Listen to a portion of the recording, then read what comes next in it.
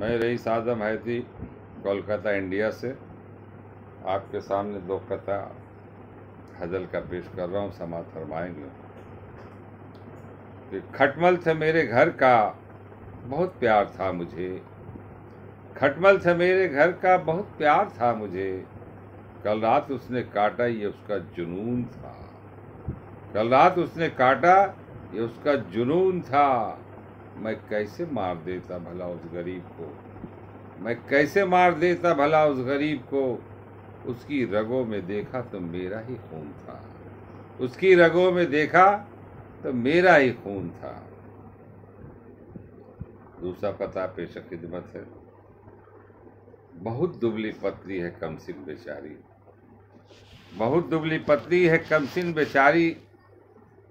है 55 बरस की मगर है कुंवारी, है 55 बरस की मगर है कुंवारी।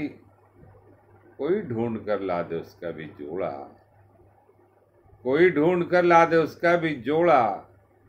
बड़ी खूबसूरत है बकरी हमारी, बड़ी खूबसूरत है बकरी हमारी। नवाजिश करम, शुक्रिया।